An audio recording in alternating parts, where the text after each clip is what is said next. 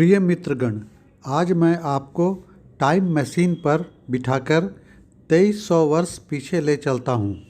हाँ, आपने सही सुना, 2300 वर्ष पुराने बने हुए ऐसे स्मारक के पास ले चलता हूँ जहाँ के स्मारक अभी भी अपना सर गर्व से उठाए हुए खड़े हैं, जो हमारी प्राचीन वास्तुकला, कारीगरी, शिल्पकला को दर्शाती है। उस सांस्कृतिक विरासत का चित्र भारतीय 200 रुपये के करेंसी नोट के पृष्ठभाग पर अंकित है। मित्रगण, मेरे इस नवीनतम वीडियो में आपका स्वागत है। मित्रों, टाइम मशीन पर बैठने से पहले कृपया मेरे YouTube चैनल को सब्सक्राइब कर लें, लाइक कर लें और घंटी को दबाएं ताकि मेरा वीडियो सीधे आपके पास पहुंचा करे। मित्रगण, आज मैं आपको 2300 वर्ष पूर्व में सम्राट अशोक द्वारा बनाए हुए बौद्ध विहार स्तूप के पास ले चलता हूँ, जो भारत के मध्य प्रदेश राज्य की राजधानी भोपाल से मात्र 45 किलोमीटर दूर सांची में स्थित है। इसे सांची स्तूप भी कहा जाता है। सांची जाने के लिए हम लोग विदिशा रेलवे स्टेशन, जो भोपाल से मात्र 35 किलोमीटर है, गए। वहाँ जाने के लिए मैंने तथा मेरी पत्नी रेनू ने दिल्ली के हजरत निजामुद्दीन रेलवे स्टेशन से रात्रि 8:40 पर हजरत निजामुद्दीन रानी कमलापति ट्रेन पकड़ी। विदिशा हम लोग सुबह 5 बजे पहुँच गए। स्टेशन पर मैंने रिटायरिंग रूम पहले से बुक करवा रखा था। 2-3 घंटे आराम के बाद हम लोग स्टेशन के बाहर निकले।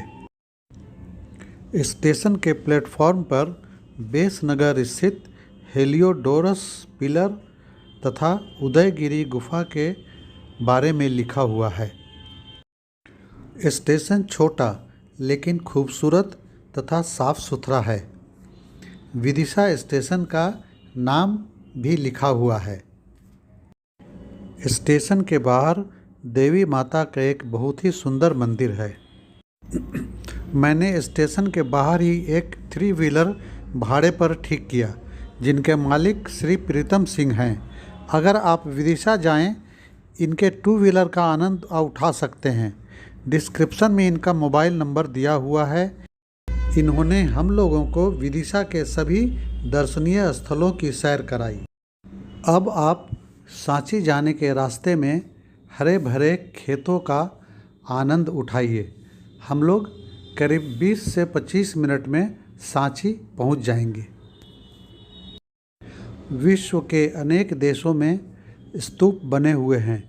इन स्तूपों में भगवान बुद्ध के अवशेष रखे हुए हैं। अफ़गानिस्तान, भूटान, कंबोडिया, चीन, जापान, कोरिया, लाओस, सिंगापुर तथा तिब्बत उनमें से कुछ देश हैं।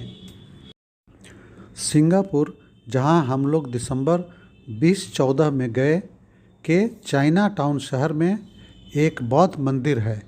वहां भगवान बुद्ध के दांत अवशेष के रूप में रखे हुए हैं। यह मंदिर के बाहर तथा अंदर का दृश्य है। बौद्ध स्मारक सांची में प्रवेश के लिए 35 रुपये का प्रति व्यक्ति के दर से टिकट लिया मोबाइल के द्वारा। प्रवेश के बाद हम लोग 2 स्तूप देख रहे हैं। बाईं वाला स्तूप नंबर 2 है तथा दाईं वाला स्तूप नंबर 1। मुख्य और सबसे बड़ा स्तूप 1 नंबर स्तूप है। 200 रुपये के पृष्ठभाग पर स्तूप नंबर 1 का चित्र है। सांची का यह बौद्ध स्मारक परिसर यूनेस्को द्वारा घोषित तथा आर्कियोलॉजिकल सर्वे ऑफ इंडिया द्वारा संरक्षित एक विश्व धरोहर है।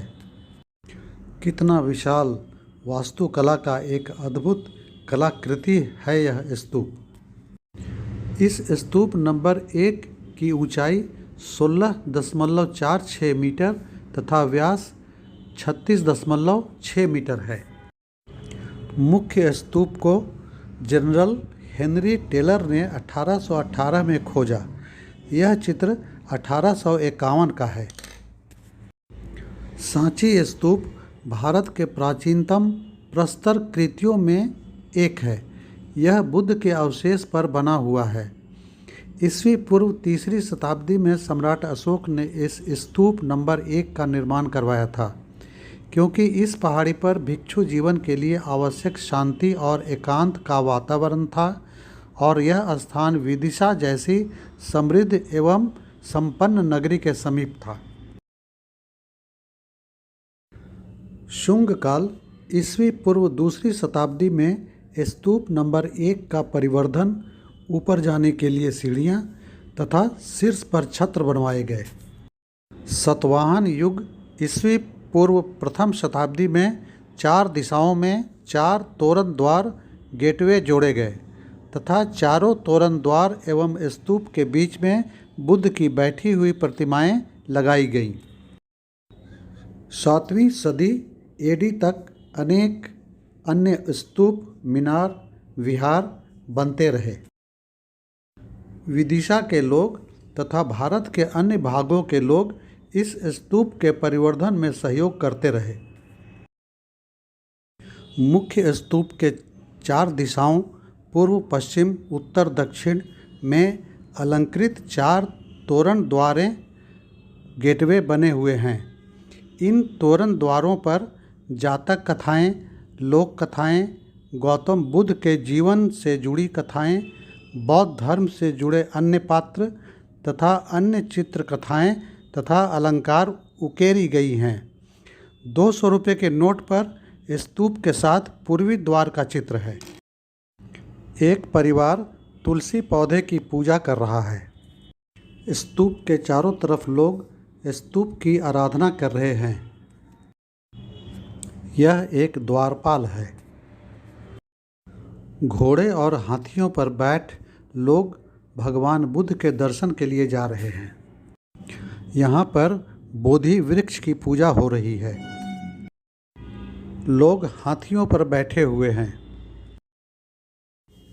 तोरण द्वार के स्तंभ पर हाथी और अप्सराएं।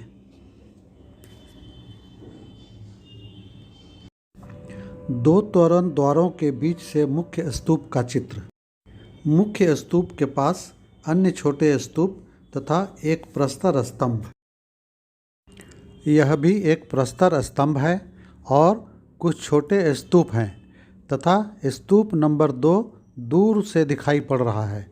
इन दोनों स्तूपों के शीर्ष पर स्थित 4 सिंगों वाला शिखर सांची संग्रहालय में रखा हुआ है। चारों तोरण द्वार के पास स्तूप से सटे बुद्ध की मूर्तियां रखी गई थी। यह स्तूप के मध्य तक जाने का रास्ता है। अब हम लोग मध्य में बने रास्ते पर हैं। यह पूर्वी द्वार के पृष्ठभाग का छोटा वीडियो है। जैसा कि मैंने पहले बताया था, इस पर भगवान बुद्ध के जीवन की कथाएं, सिंह, घोड़े, हाथियों के चित्र तथा जातक कथाओं के चित्र बने हुए हैं। जातक कथाओं तथा बौद्ध धर्म के अन्य पात्र यहाँ पर उकेरे गए हैं। यहाँ पर लोग बोधि वृक्ष की पूजा कर रहे हैं। स्तूप नंबर 2 पास ही है।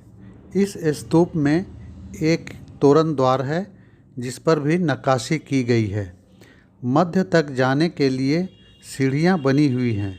शीर्ष पर छत्र बना हुआ है। इसका निर्माण शुंग काल में ईस्वी पूर्व 2री शताब्दी में हुआ था। इसके स्तंभ पर भी अशोक चक्र तथा सिंह बने हुए हैं।